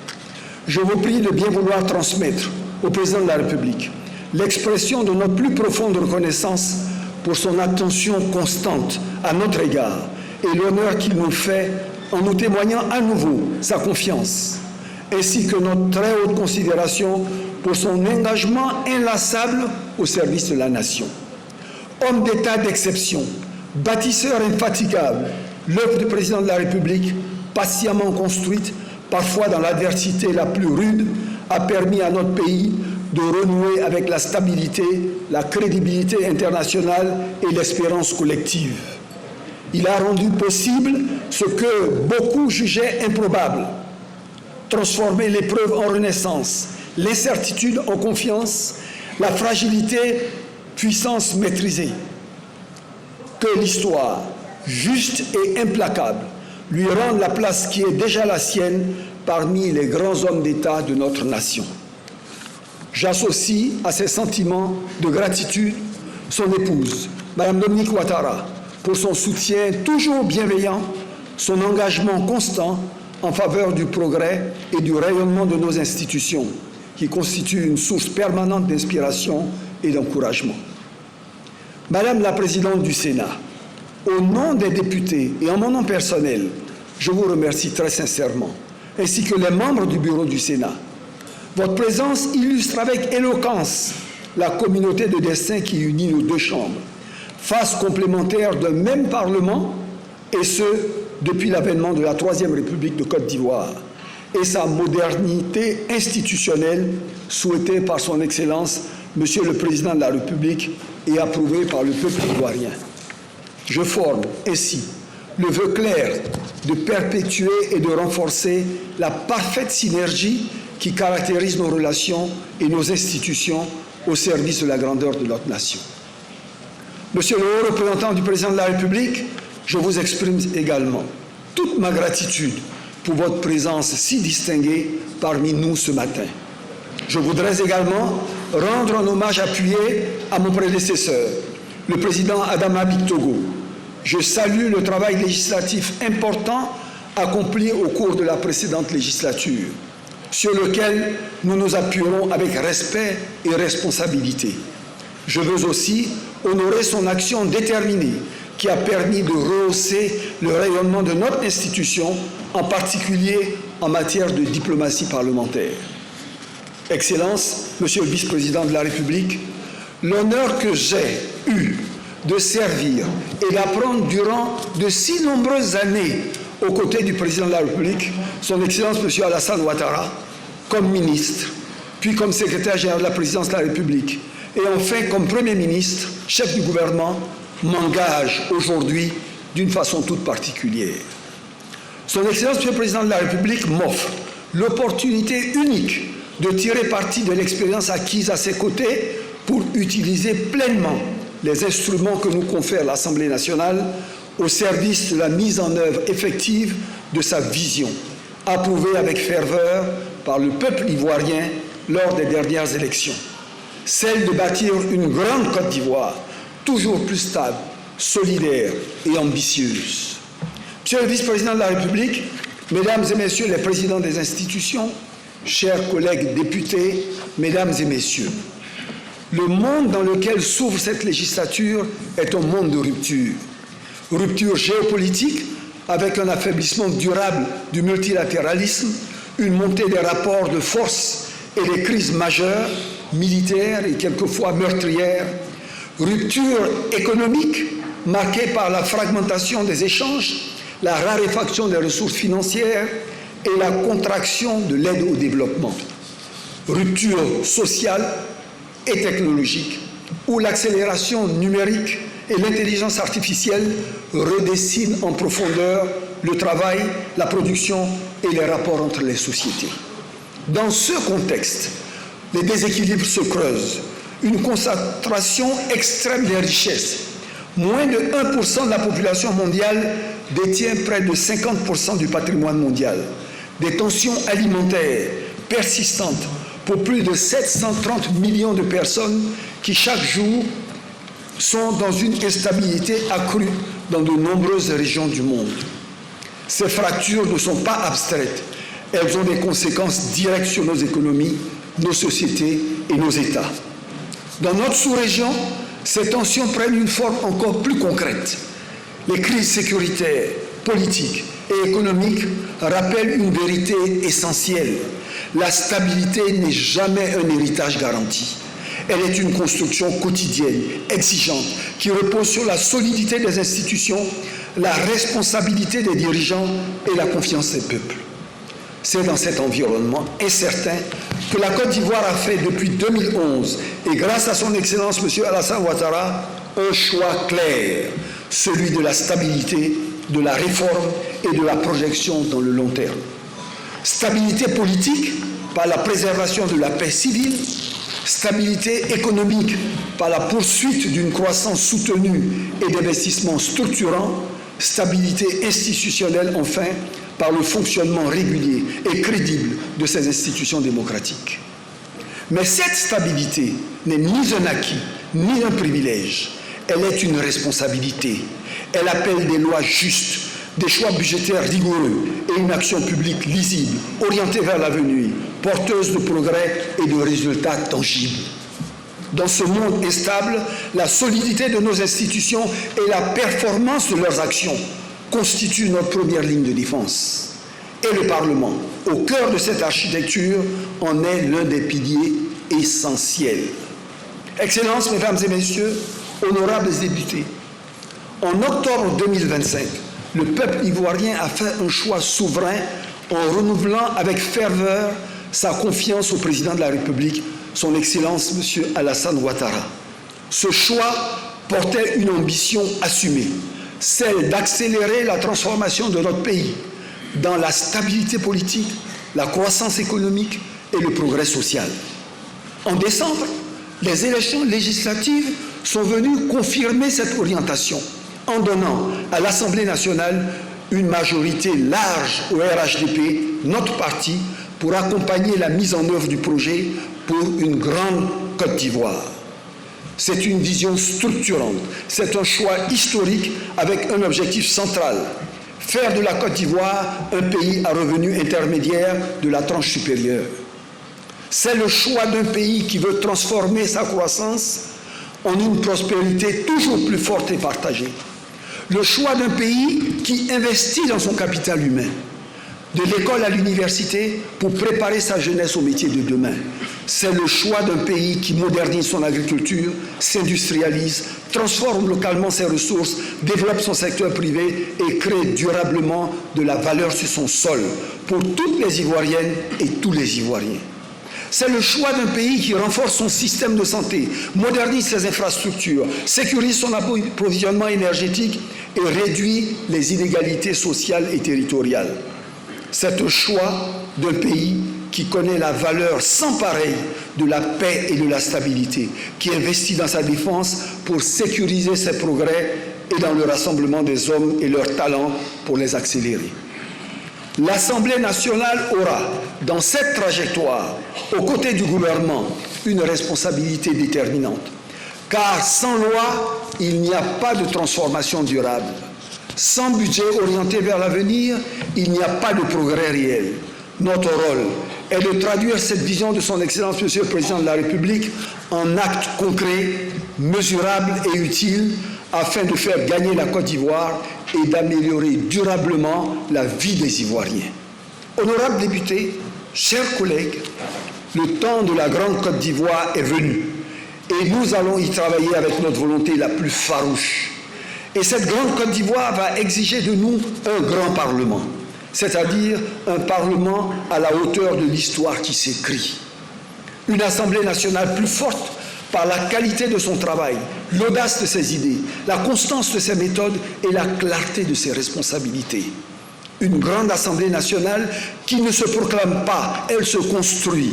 Elle se construit par la fluidité des échanges avec le gouvernement, par la rigueur du travail législatif, par l'écoute des populations, par l'évaluation exigeante de l'action publique dans le respect des institutions et de la séparation des pouvoirs, et par une culture assumée et partagée du résultat. L'évaluation parlementaire sera ce levier moderne de l'action publique au service de son efficacité, au service de la vision du chef de l'État, donner à la Côte d'Ivoire et aux Ivoiriens une nation toujours plus prospère, solidaire et ambitieuse. Honorables députés, chers collègues, cette volonté de servir la vision du président de la République et d'atteindre nos objectifs de développement nous impose à toutes et à tous des valeurs cardinales et un rôle très clairement défini. Notre Assemblée devra être un facteur de stabilité institutionnelle, un espace de débat de qualité et un repère de prévisibilité dans l'action publique. Prévisible dans ses procédures, rigoureuse dans ses travaux, responsable dans ses décisions, soutenue dans son budget, ses moyens de fonctionnement et ceux de ses députés. L'Assemblée nationale ne décide jamais à la place du gouvernement. Elle s'assure que chaque décision est prise pour le peuple, dans le respect de l'intérêt général et dans une harmonie constructive. La séparation des pouvoirs entre l'exécutif et le législatif est toujours une complémentarité, une discipline collective à œuvrer au progrès et au bien-être de nos populations. L'Assemblée nationale ne se contente pas d'observer le débat public, elle doit être le cœur battant de notre système démocratique. Car sans délibération, il n'y a pas de loi. Sans loi, il n'y a pas de république. Ici ne se résume pas seulement une majorité ou une opposition. Ici se forge la loi qui fédère la nation. C'est à ce prix que notre Parlement sera un pilier de confiance pour les citoyens, les partenaires et les investisseurs dans notre pays. Honorables députés, chers collègues, cette première session ordinaire de l'année 2026 s'ouvre avec 24 projets de loi inscrits à l'ordre du jour.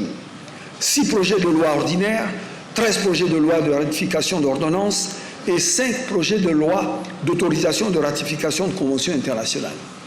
Ces textes portent notamment sur l'exercice de la médecine, la fiscalité, la protection sociale, les droits humains et l'intégration économique sous-régionale. Parmi eux figure le projet de loi relatif à la biologie médicale destiné à adapter l'exercice de cette profession aux exigences de la réforme hospitalière. Nous aurons également à nous prononcer sur la ratification de l'ordonnance relative à la mise en œuvre du démantèlement tarifaire dans le cadre de la zone de libre-échange continentale africaine, étape décisive pour l'intégration économique de notre continent. Seront aussi examinés des textes majeurs relatifs à la protection sociale, à la conformité de notre droit maritime aux normes communautaires, ainsi qu'à la ratification du protocole de la Charte africaine des droits de l'homme relatif aux droits des personnes handicapées. Ces lois, par leur portée stratégique, contribueront à renforcer le cadre juridique de notre développement et à répondre aux attentes légitimes de nos concitoyens. Je vous invite à aborder ces travaux avec assiduité, rigueur et sens élevé de l'intérêt général, en formulant chaque fois que nécessaire des amendements constructifs pour améliorer la qualité et l'impact de nos lois. Je m'emploierai de la même manière à être votre avocat et à défendre toutes les actions et mesures qui pourront contribuer à l'atteinte des grandes missions qui nous sont assignées. Nous procéderons à la mise en place des organes de l'Assemblée nationale, le bureau, les groupes parlementaires et les commissions permanentes. Leur fonctionnement harmonieux conditionnera l'efficacité de notre action collective.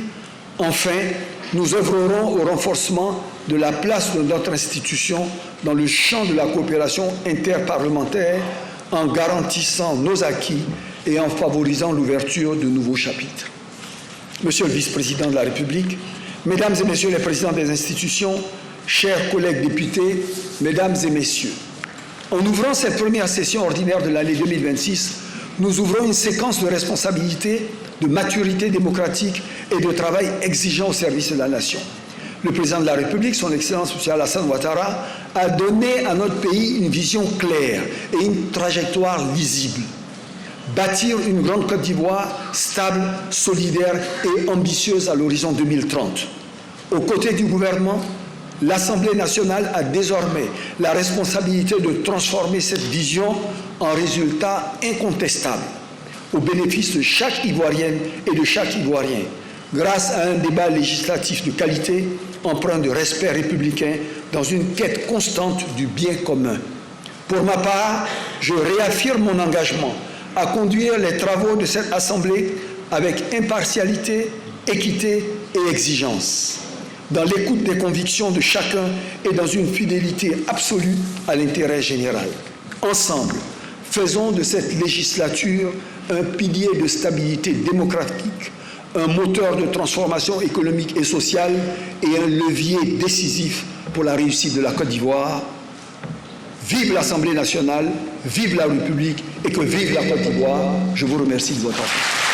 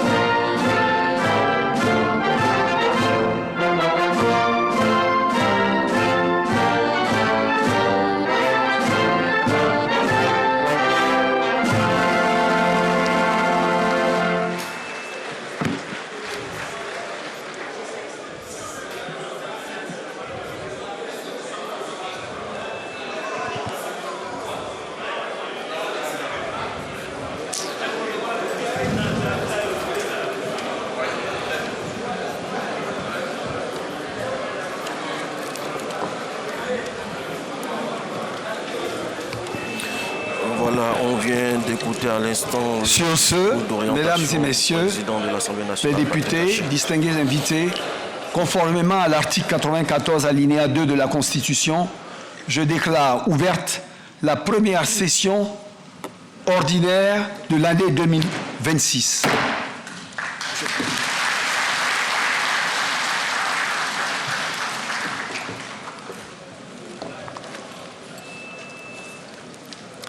Chers collègues, nous venons ainsi d'épuiser l'ordre du jour de notre séance. Je voudrais, en votre nom et au nom du personnel, remercier tous nos illustres invités pour leur distinguée présence à cette cérémonie marquant l'ouverture officielle de nos activités pour l'année 2026. Avant de lever la séance, je voudrais vous convier à la photo de famille sur les marches de l'esplanade de notre institution. La séance de photo sera suivie d'un cocktail servi en votre honneur à la salle des fêtes. Les services du protocole vous guideront à cet effet. La séance est levée. Voilà, chers téléspectateurs, la session ordinaire 2026, la première est ainsi ouverte avec le discours d'orientation du président de l'Assemblée nationale, Patrick Achi. À l'entame de son adresse, il a rendu un hommage au président Alassane Ouattara pour la confiance placée en sa personne, mais surtout pour toutes ces actions qui ont impacté positivement le quotidien des Ivoiriens. Patrick Achi a également salué son prédécesseur Adama Bictogo. Il entend s'appuyer sur les acquis de sa législature et placer plus haut l'hémicycle ivoirien. Le président de la Chambre basse du Parlement a été sans équivoque. Le temps de la Grande Côte d'Ivoire est arrivé et l'Assemblée nationale doit constituer un pilier solide de cette grandeur, et ce par l'adoption des lois fortes. Justement, parlant de lois fortes, je suis avec un consultant. Il s'agit de M. Kwadiongo Bala du service des affaires juridiques, socioculturelles et sécuritaires de l'Assemblée nationale. Monsieur Bala, qu'avons-nous dans les tiroirs des députés pour cette première session ordinaire 2026? Bien, merci infiniment, Monsieur Digré. Alors, les députés donc commenceront les travaux de la première session ordinaire de l'année 2026 avec 24 projets de loi donc dans leur tiroir, repartis de la manière suivante. Donc, on aura 6 projets de loi ordinaires, 5 projets de loi de ratification internationale, 13 projets de loi de ratification d'ordonnance. Et donc, parmi ces textes, vous avez le texte donc relatif à la protection sociale et le texte relatif aux droits des personnes en situation de handicap. D'accord. Le président Patrick Achi a été également clair. Il faut aborder les travaux avec rigueur et assiduité. Et comment cela va-t-il se matérialiser, sachant que depuis la dernière législature, on a été, il a été introduit l'intelligence artificielle et le concept de e-parlement. Ce sont des notions qui vont certainement entrer en ligne de compte dans les travaux de cette législature-là, M. Ngo. Oui, exactement. Alors, ce qu'il faut dire, c'est que la phase de e-parlement est à sa phase intermédiaire, puisque au cours de la phase initiale, comme vous avez pu le constater, l'ex-président de l'Assemblée nationale, M. Adama Bictogo, avait déjà entamé donc, des démarches dans ce sens, et c'est dans ce cadre-là qu'il a offert donc, des tablettes aux différents députés afin de dématérialiser donc, le travail parlementaire. Et on peut le dire donc sans se tromper que c'est dans cette même dynamique que s'inscrit le nouveau président de l'Assemblée nationale, M. Patrick Achi, qui a indiqué donc que les travaux vont se dérouler avec rigueur, avec assiduité, et c'est ce qu'il a souhaité. Cela veut dire en réalité que les députés seront donc à la tâche et devront donc participer aux travaux en commission, venir nombreux, venir participer et faire part donc, de leur expérience et de leur volonté. Bien entendu, il s'agit d'exprimer la volonté des populations qui les ont élus, mais en même temps, partager avec l'Assemblée nationale leur connaissance dans le seul intérêt supérieur donc, de la nation. D'accord. Particulièrement, vous, qu'est-ce que vous avez retenu de ce discours? Mais avant d'y arriver, je suis avec Alexis Ouedraogo qui est dans la main courante et donc qui nous demande l'antenne. Exactement. Alors, Monsieur Maïzan, bonjour. Bonjour. Première session pour 2026, de très grands mots, une grande Assemblée nationale. Qu'est-ce que ce discours vous a inspiré? Je dois dire que nous avions déjà élu le président de l'Assemblée nationale la semaine passée, c'est-à-dire samedi. Nous venons d'assister à un grand discours, un discours qui donne les grandes orientations de son action à la tête de cette institution. Je dois dire que je suis un élu comblé parce que le discours a été dense, le discours a rassemblé, a fait l'inventaire de toutes les problématiques auxquelles une Assemblée nationale doit faire face. Mais l'Assemblée nationale, vous le savez, elle est un des piliers de notre démocratie et nous sommes contents et heureux d'avoir participé à cette ouverture de cette session. Je dois dire que les travaux seront en plein emprunt du bonheur et du gaieté. Ces travaux prendront en compte les préoccupations profondes de nos populations parce qu'au final, l'action de l'Assemblée nationale, c'est de recueillir les problématiques des populations, de les transformer en projet de loi afin que ces lois-là puissent être votées pour le bonheur de nos populations. Donc je dois dire que cette Assemblée nationale qui démarre verra les problèmes réels, réglera les problèmes réels des populations à travers les lois qui vont être votées dans ce temple-là. En tout cas, je suis content et fier d'être là. Merci beaucoup. On vous laisse aller pour la photo. Alors, dans le nord, à Bouna, beaucoup de défis. Cette session 2026, de grands espoirs. De grands espoirs pour toute la nation, mais particulièrement la région du Bunkani. Et comme vous le savez, la troisième législature, la troisième république, s'ouvre dans un contexte de transition générationnelle au sommet de l'État. Et l'Assemblée nationale jouera pleinement son rôle aux côtés du gouvernement pour garantir la paix et le développement de notre pays. Comme vous le savez, il n'y a pas de république sans loi. Il n'y a pas de développement sans budget. Et c'est ce travail que nous allons nous atteler à faire pour accompagner la République pour le bien-être des populations qui nous ont mandatés pour siéger ici en leur nom. Merci beaucoup. Monsieur Stéphane Guibrou, bonjour. Bonjour. Premier exercice, ouverture de cette session 2026. Qu'est-ce que vous inspire ce discours du président de l'Assemblée nationale?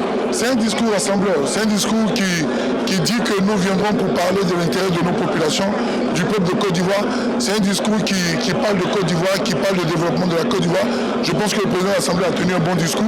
Maintenant, le temps est de regarder l'intérêt de nos populations et nous aurons le temps d'examiner les projets de loi qui viendront et nous irons dans le sens de nos populations. Une grande Assemblée nationale pour une grande Côte d'Ivoire. Exactement. Pour une Côte d'Ivoire développée, une Côte d'Ivoire réconciliée, une Côte d'Ivoire où nous allons marcher ensemble dans l'intérêt de nos populations. Merci beaucoup. On vous laisse vous installer pour la photo de famille. Alors bonjour, vous allez vous présenter s'il vous plaît? Je suis l'honorable Camara Zon de la circonscription électorale de Gaïwa commune. Alors là, cette ouverture, quel commentaire vous faites de ce discours du président de l'Assemblée nationale? Le discours du président de l'Assemblée nationale est riche de renseignements, en ce sens que le discours contient beaucoup de points positifs pour la législature à venir. Merci beaucoup. On va aller vous installer pour la photo de famille. Merci, merci. Et on terminera avec vous. Bonjour, vous présentez s'il vous plaît. Oulaya Seyao, député de Koulfao. 24 points à l'ordre du jour pour cette session 2026. Quel commentaire vous en faites? Je pense qu'on a du travail à faire. Il y a beaucoup de choses. Le discours du président a été un discours rassembleur. Je pense que cela augure d'une bonne suite pour l'Assemblée nationale de Côte d'Ivoire. Merci beaucoup. Michel Digré, voilà le temps de la séance de photos. On vous ramène l'antenne. Merci Alexis Ouedraogo. Ce que l'on retient, c'est que c'est un discours rassembleur. Le nouveau président de l'Assemblée nationale avait déjà donné le ton après son élection ce samedi. Il a dit ceci: je m'engage solennellement à être le président de tous les députés et à présider notre chambre avec ouverture et humilité parce que le dialogue est la condition du progrès et de la cohésion nationale. Monsieur Kwadiongo Bala, qu'est-ce que vous retenez personnellement de ce discours-là? Mais comme vous avez pu le constater, et c'est le même constat aussi à mon niveau, les députés ont pu le relever, c'est un discours rassembleur qui est empreint donc de responsabilité. Le président donc de l'Assemblée nationale avait donc l'occasion au cours de cette ouverture de session qui était donc placé sous son autorité, de faire un premier discours. Et c'est donc un moment fondateur qui est à la fois symbolique et opérationnel pour imprimer sa vision, et c'est ce qu'il a fait d'ailleurs. Au cours donc de son discours, le président n'a pas manqué de préciser le contexte dans lequel cette ouverture de première session s'effectue. Il a donc relevé que c'est une première session qui s'ouvre dans un contexte sécuritaire, dans un contexte de crise sécuritaire, politique et économique. Il a rappelé que depuis 2011, la Côte d'Ivoire, à travers donc son président, le président Alassane Ouattara, a fait un choix clair qui est celui donc de la stabilité politique, la stabilité économique, la stabilité institutionnelle. Et donc, depuis cette période, comme on peut le constater, la Côte d'Ivoire enchaîne des succès et c'est dans l'intérêt donc des populations ivoiriennes. Le nouveau président donc de l'Assemblée nationale n'a pas manqué de relever que cette ouverture donc de session s'effectue aussi dans un monde assez stable où la stabilité de nos institutions constitue notre première défense, notre première ligne de défense. Il a exprimé sa vision comme on l'attendait et donc il a relevé des responsabilités déterminantes de l'Assemblée nationale car il a dit que sans loi il n'y a pas de développement. Sans loi, il n'y a pas de développement. L'Assemblée nationale devra voter de bonnes lois pour assurer et garantir la stabilité, mais également le développement de la Côte d'Ivoire. Pendant que le vice-président Meïlé Koné Temoko quitte le bureau du président de l'Assemblée nationale pour certainement se joindre aux députés sur le parvis à l'effet de prendre la photo de famille et immortaliser ces instants. Patrick Achi a également parlé de diplomatie parlementaire qui est aujourd'hui l'une des priorités de l'Assemblée nationale de Côte d'Ivoire. Avec l'expérience de Patrick Achi, on peut parier que l'Assemblée nationale de Côte d'Ivoire va briller sur la scène internationale. Voilà, c'est ici que s'achève donc la cérémonie d'ouverture de la première session ordinaire 2026. L'Assemblée nationale de Côte d'Ivoire a un nouveau président, également les 253 députés. En attendant la reprise des élections dans 2 circonscriptions, on pris part donc à cette rentrée solennelle de première session. Revivez les temps forts de cette cérémonie dans les prochaines éditions des journaux télévisés de RTI 1 et sur tous nos supports digitaux. J'ai été très heureux de présenter ce direct avec mon consultant, M. Kouadiongo Bala, du service des affaires juridiques, socio-culturelles et sécuritaires de l'Assemblée nationale de Côte d'Ivoire. Merci à toutes les équipes techniques qui ont rendu possible cette retransmission, sans oublier l'équipe éditoriale, Isaïo Djonan, Jean-Jacques Wameala, le directeur de l'information, Koné Lanciné. C'était Michel Digré depuis le palais de l'Assemblée nationale au plateau avec Alexis Ouetraogo dans la main courante. À vous, le studio.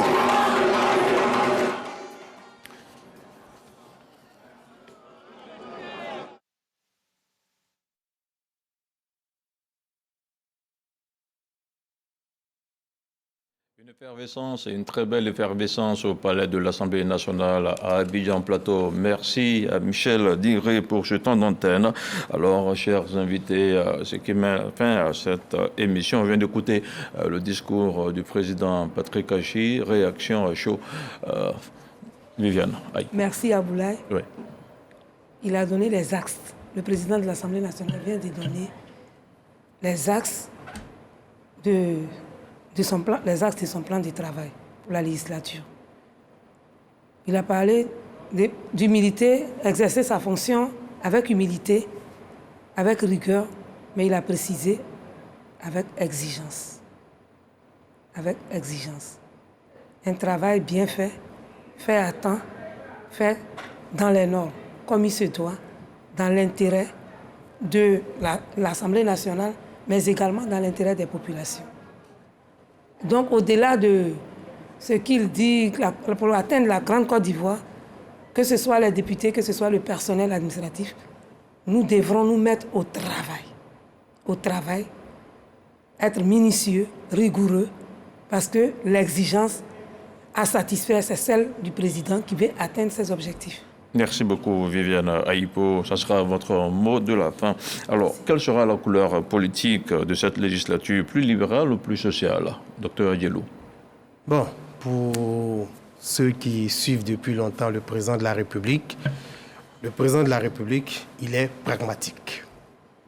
Tout ce qui va dans le sens de l'amélioration des populations, c'est ce qu'il met en œuvre comme politique. Donc le président, c'est vrai qu'il est d'obédience libérale, mais il a toujours mené une politique qui va dans le sens de l'amélioration des conditions de vie des populations, que ce soit des politiques de protection sociale. On a vu même qu'ici, au niveau de cette première session qui s'ouvre, il y a déjà des projets de loi sur la sécurité sociale, voilà, et puis sur les handicapés également. Donc, voilà. Merci beaucoup pour cette réaction. Il est presque 11h GMT et c'est ici que s'achève notre plateau spécial dédié à l'ouverture de cette première session ordinaire de l'année 2026. Pendant quelques heures, nous avons pris le pouls de notre institution parlementaire. Nous avons vu l'effervescence sur le parvis, la solennité dans l'hémicycle et surtout nous avons entrevu les grands chantiers qui attendent les 255 députés de cette nouvelle législature sous le président Patrick Hachi. Un immense merci à nos deux invités, à Viviane Aïpo, également au docteur Ayelou. Merci à vous. Merci également à nos collègues sur le terrain, Michel Digré et Alexis Ouedraogo, qui nous ont fait vivre l'événement de l'intérieur au plus près des députés. Le travail parlementaire ne fait que commencer. Nous resterons mobilisés tout au long de cette session pour vous donner le compte-rendu de l'évolution des débats qui engagent l'avenir de la nation ivoirienne. Merci d'avoir suivi RTI 1. Quant à moi, je vous dis à très vite.